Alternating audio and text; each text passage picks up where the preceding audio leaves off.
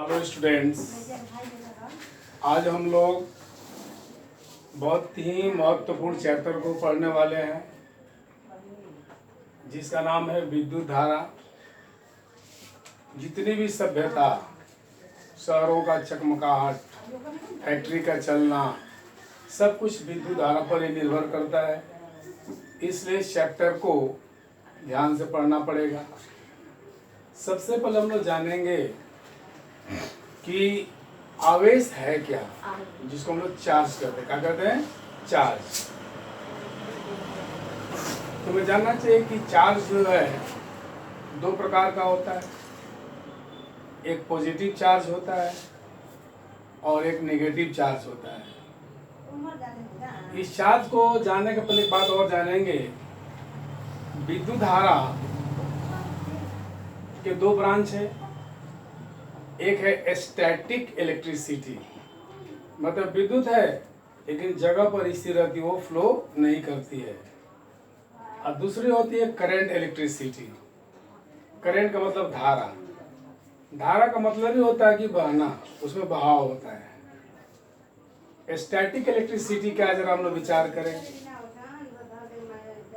जैसे मान लिया जाए कि एक प्लास्टिक को अगर हम लोग अपने केस पर रगड़ते हैं तो उस प्लास्टिक को जब हम लोग केस पर रगड़ते हैं तो उसमें एक प्रकार का आवेश उत्पन्न हो जाता है। जैसे मान लीजिए कि हमारा प्लास्टिक है, इसको हमने रगड़ा है तो इस पर एक आवेश उत्पन्न हो गया है। मान लीजिए कि धन आवेश उत्पन्न हो गया। और कागज के टुकड़े जो हम यहाँ रख रहे हैं उसमें प्लस या माइनस आवेश जरूर होगा। तो ये जो प्लास्टिक जो है इस आवेश को आगे नहीं ले जा पाता है, उसको आगे कैरी नहीं करता है, जहाँ है वहीं पर है, यानी ये स्थिर है। ये आवेश जो है पर क्या स्थिर है, आगे नहीं बढ़ पा रहा है। इसलिए अगर मान लीजिए कि प्लस है और इस मान लीजिए कागज जो है इस पर मान लो माइनस है, तो हमको जानना चाहिए कि विपरीत आवेश एक दूसरे को आकर्षित करते हैं और एक ही तरह का आवेश जो होते हैं एक दूसरे को रिपेल करते हैं, यानी कि दूर भगाते हैं।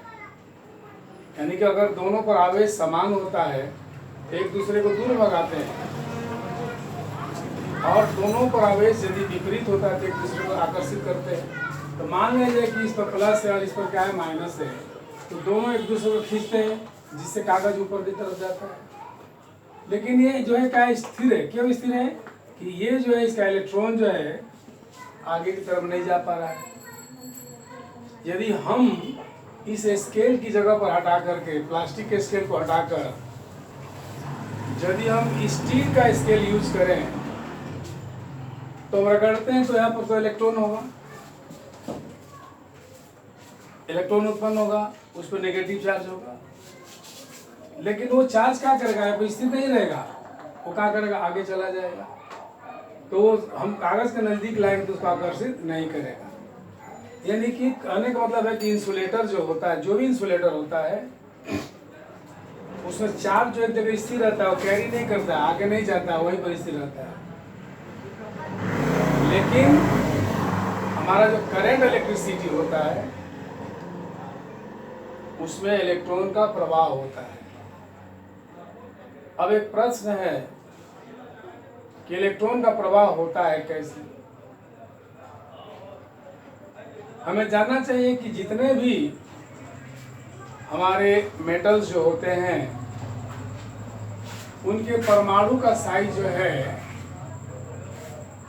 नॉन मेटल की तुलना में छोटा होता है। तो जब परमाणु का साइज जब बड़ा होता है तो उसमें जो है ये सब केंद्रक है जिस पर कि प्रोटॉन भी रहता है और न्यूट्रॉन भी रहता है। प्रोटॉन पर प्लस चार्ज होता है, न्यूट्रॉन पर कोई भी चार्ज नहीं होता है, इसलिए हमारे केंद्रक पर पॉजिटिव चार्ज होता है, केंद्रक पर पॉजिटिव चार्ज होता है। और बाहर में जो इलेक्ट्रॉन घूमता है उस पर क्या होता है, नेगेटिव चार्ज होता है। तो इसका एटम बड़ा होने के कारण क्या होता है, इसके बीच में दूरी क्या होती है, केंद्रक से लेकर के बाहरी इलेक्ट्रॉन के बीच की दूरी क्या होती है, बढ़ती जाती है। यहाँ से यहाँ तक, जैसे मान लीजिए यहाँ तक, यहाँ पर आकर्षण बल ज़्यादा है, इलेक्ट्रोस्टैटिकल फोर्स यहाँ ज़्यादा है, और यहाँ पर और कम हुआ, यहाँ पर और कम हो जाता है। मतलब यहाँ पर इलेक्ट्रॉन जो है कभी कभी क्या होता है, फ्री हो जाता है, बाहर निकलने क्या होता है, मुक्त हो जाते हैं। तो इसको हम लोग फ्री इलेक्ट्रॉन कहते हैं। जो इलेक्ट्रॉन जो क्या करता है, अपने कक्ष से अलग निकल जाता है। क्यों निकल जाता है, ये केंद्रक से वो दूरी है, जब केंद्रक से दूर पर जब होगा, इसके बीच का जो है फोर्स जो है वो कम हो जाएगा। अब फोर्स कम होने के कारण इलेक्ट्रॉन क्या करेगा, बाहर निकल जाएगा, यानी फ्री टू मूव हो जाएगा, यानी कि इसमें फ्री इलेक्ट्रॉन है। तो जितने भी मेटल्स हैं उसमें फ्री इलेक्ट्रॉन्स होते हैं, मतलब इलेक्ट्रॉन बाहर निकलते हैं। लेकिन नॉन मेटल का जो हमारा जो परमाणु होता है छोटा होता है। तो जब छोटा होता है तो इसके जो है इलेक्ट्रॉन बहुत पास पास होते हैं, यानी इसके बीच में जो है डिस्टेंस बहुत कम होता है। तो जब कम होता है तो इलेक्ट्रिकल स्टैटिकल जो फोर्स है बहुत ज़्यादा होता है, इसलिए इलेक्ट्रॉन वहाँ से बाहर नहीं निकल पाते हैं, फ्री नहीं हो पाते हैं। और जब इलेक्ट्रॉन फ्री नहीं होंगे तो करंट का प्रवाह नहीं होगा, क्योंकि इलेक्ट्रॉन का प्रवाह ही हमारा इलेक्ट्रिसिटी को जन्म देता है। तो कहने का मतलब है कि जितने भी मेटल्स होते हैं वो इलेक्ट्रिक के सुचालक क्यों हो जाते हैं, इसलिए हो जाते हैं कि उसमें क्या होता है, फ्री इलेक्ट्रॉन होता है। क्या होता है, फ्री इलेक्ट्रॉन होता है। क्यों फ्री इलेक्ट्रॉन होता है, तुमको बताना होगा कि जितने भी मेटल होते हैं उनके एटम का आकार बड़ा होता है, जिससे जो क्या होता है उसके कक्षों में इलेक्ट्रॉन जो घूम रहे हैं, तो बाहरी कक्ष के जो इलेक्ट्रॉन होते हैं वो केंद्रक से इसकी दूरी क्या होती है, ज़्यादा होती है। इसलिए इसके बीच में जो है जो बल जो है इलेक्ट्रोस्टैटिकल फोर्स कहो या आकर्षण बल जो भी कहो, जो बल जो है क्या होता है, कम पड़ जाता है। और कम होने से इलेक्ट्रॉन क्या करता है, फ्री करके मूव जाता है। इसलिए इसमें जब फ्री इलेक्ट्रॉन पाए जाते हैं, जब फ्री इलेक्ट्रॉन पाए जाएंगे तो करंट को क्या करेगा, कैरी करेगा। तो इस प्रकार से हम लोगों ने देखा कि हमारे जो कंडक्टर होते हैं उसमें इलेक्ट्रॉन का प्रवाह होता है, फ्री होता है, बाहर जाते हैं। लेकिन हमारे नॉन मेटल जो होते हैं, जैसे हमने वहाँ पर बताया था कि इसके बहुत नज़दीक होते हैं, इसलिए यहाँ पर जो है चार्ज जो है माने इलेक्ट्रॉन जो बाहर है, चार्ज में तो इलेक्ट्रॉन वो बाहर नहीं निकलता है, इसलिए वो जो क्या होता है वहाँ पर जो है मैंने हमारा करंट जो है आगे नहीं बढ़ता, जहाँ पर वो सीमित रहता है। तो अब हमको जानना चाहिए कि चार्ज जो है हमारा दो प्रकार का होता है, पॉजिटिव चार्ज और नेगेटिव चार्ज होता है। तो चार्ज का जो सबसे स्मॉलेस्ट यूनिट जो होता है एक इलेक्ट्रॉन के बराबर होता है, यानी कि 1.6 इंटू 10⁻⁻19 कूलम। 1.6 समथिंग है, लेकिन वहाँ पर 1.6 से हम लोग राउंड फिगर ले लेते हैं, 1.6 इंटू 10⁻⁻19 कूलम होता है। मतलब एक हमारा जो चार्ज होगा, एक कूलम चार्ज में मतलब करने को देता 1.6, ये सबसे स्मॉलेस्ट यूनिट है।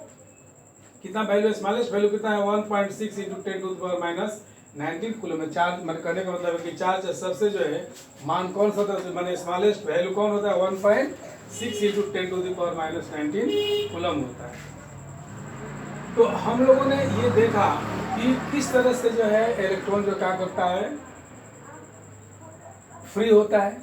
फ्री कब होता है, जब इनके बीच की दूरी क्या होती है, ज़्यादा हो जाती है, तो आकर्षण बल कब फ्री हो जाते हैं। अब हम लोग पढ़ेंगे कि तो अब हम लोग देखेंगे कि जो चार्ज जो है, आवेश जो है, ये तो हमको पता चल गया कि एक पॉजिटिव और एक तो निगेटिव है। और सबसे इसका कम मान जो होता है, अभी हम लोगों ने देख लिया कि 1.6 इंटू 10⁻⁻19 कूलम भी होता है।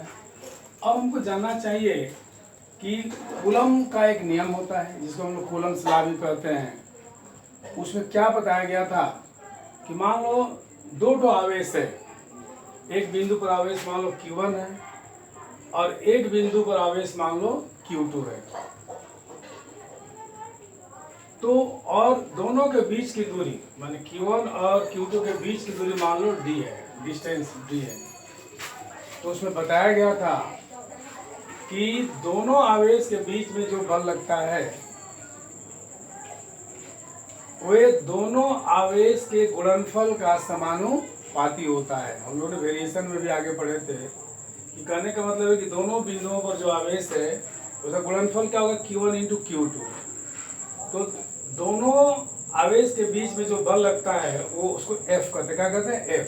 तो देखो इसने क्या कहा था कूलम के नियम में कि किन्हीं दो आवेशों के बीच लगने वाला आकर्षण या विकर्षण बल, जैसे एक आवेश बिंदु Q1 है और एक आवेश बिंदु Q2 है।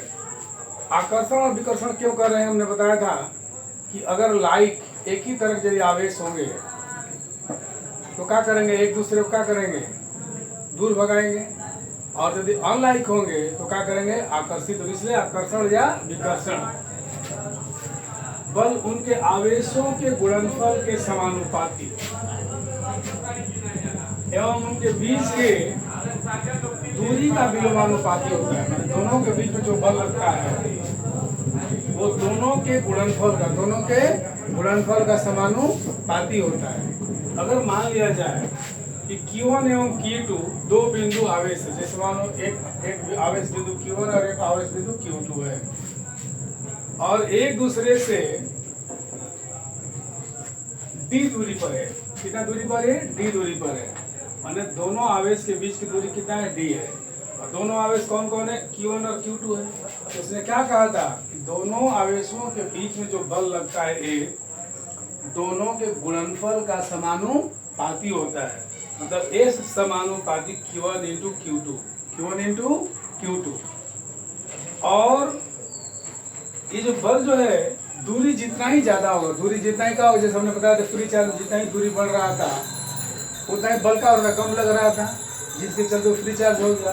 तो वो जो दूरी जितना ही ज्यादा होगा उसका विलोमानुपाती होगा। कैसे? बढ़कर, यानी कि ये जो बल जो है दोनों आवेशों के बीच के दूरी के वर्ग का विलोमानुपाती होता है, यानी कि F विलोमानुपाती d²। मतलब दूरी जितना ही ज्यादा होगा आकर्षण बल उतना ही कम होगा, और दूरी जितना ही कम होगा आकर्षण उतना ही क्या होगा, ज्यादा होगा। पहले वाले में कहा था कि आवेश का मान जितना ही ज्यादा होगा उनके बीच का बल भी क्या होगा, ज्यादा होगा, उनके बीच का बल क्या होगा, ज्यादा होगा। तो कूलम्ब्स लॉ दो चीज पर निर्भर किया है, आवेश की मात्रा पर और दूरी पर। दूरी बढ़ेगा तो उनके बीच आकर्षण बल घटेगा, और दूरी घटेगा तो उनके बीच आकर्षण बल क्या करेगा, बढ़ेगा। और दूसरी बात का आवेश की मात्रा पर, आवेश की मात्रा ज़्यादा होगी तो उनके बीच लगने वाला बल भी ज़्यादा होगा, आवेश की मात्रा कम होगी तो उनके बीच लगने वाला बल भी क्या होगा, कम होगा। इसलिए एक समानुपाती Q1 इंटू Q2 पहला नंबर हो गया, और F जो है विलोमानुपाती d² दूसरा नंबर हुआ। अब हम लोग ज्वाइंट वेरिएशन पढ़ेंगे। हमने बताया था कि ज्वाइंट वेरिएशन में क्या करते हैं कि ज्वाइंट वेरिएशन में हम लोग देखते हैं कि ये F इसका समानुपाती, यानी कि हम लोग लिखेंगे F समानुपाती Q1 इंटू Q2 और बटा में d², Q1 बाई Q2 बटा में d²।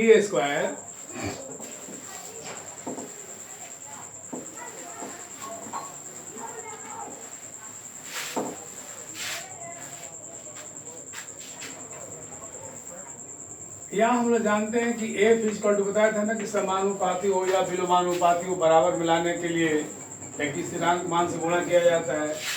F equal to K into Q1 into Q2 बटा में d² होगा। इस तरह से जो है हम लोग जो है दोनों आवेश के बीच का क्या बल, मतलब कितना बल लगा वो बता सकते हैं, और यदि दूरी बढ़ेगी तो कितना होगा वो भी हम लोग निकाल सकते हैं।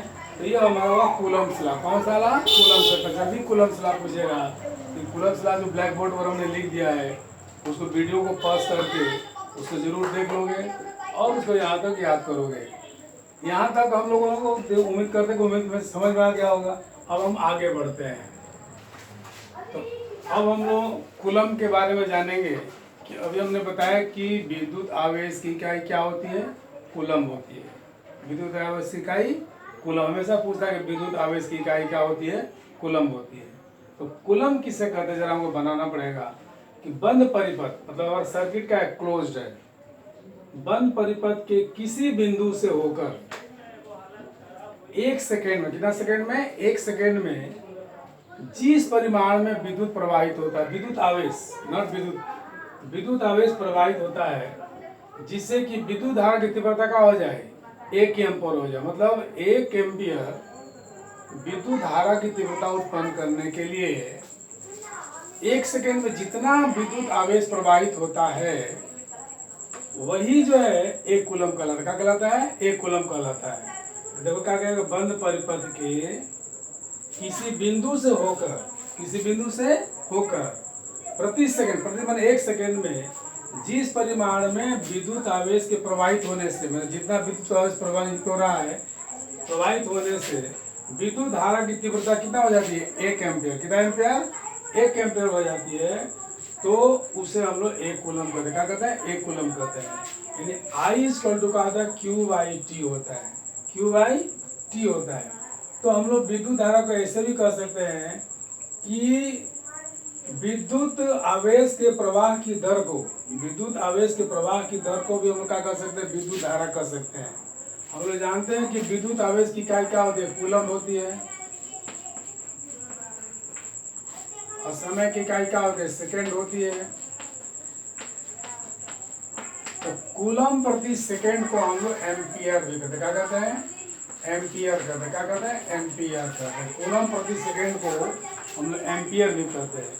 तो एम्पियर जो है हमारा विद्युत धारा की इकाई है, विद्युत धारा की इकाई है। अब हम लोग पढ़ेंगे कि जो आवेश का जो प्रवाह होता है, आवेश का प्रवाह मतलब इलेक्ट्रॉन का प्रवाह, बिना इलेक्ट्रॉन के प्रवाह की विद्युत धारा उत्पन्न नहीं होती है। यानी कहने का मतलब फ्लो ऑफ इलेक्ट्रॉन, इलेक्ट्रॉन का प्रवाह इज कॉल्ड इलेक्ट्रिसिटी। इलेक्ट्रॉन के प्रवाह को हम लोग क्या कहते हैं? इलेक्ट्रिसिटी कहते हैं। यानी बिना इलेक्ट्रॉन के प्रवाह के कभी भी विद्युत धारा उत्पन्न नहीं होती है। और हमको ये भी जानना चाहिए कि इलेक्ट्रॉन जिस दिशा में चलता है उसके विपरीत दिशा में करंट जो चलता है, माने करंट की दिशा जो है इलेक्ट्रॉन प्रवाह के दिशा के विपरीत होता है। तो किस तरह से इलेक्ट्रॉन का प्रवाह होता है, इसके बारे में हम लोग अगले वीडियो में पढ़ेंगे। इस वीडियो में फिलहाल हम लोग इतना ही जानने के लिए प्रयास करेंगे और पार्ट वाइज करके इस चैप्टर को हम लोग बताएंगे। तो मैं उम्मीद करता हूँ कि आप लोग जो है इस बात को समझने के लिए प्रयास करेंगे और मैं अगले वीडियो में इसके आगे मैं बढ़ूँगा। फिलहाल इतना करना है। आप लोग स्वस्थ रहिए, ये हमारी शुभकामनाएं है। धन्यवाद।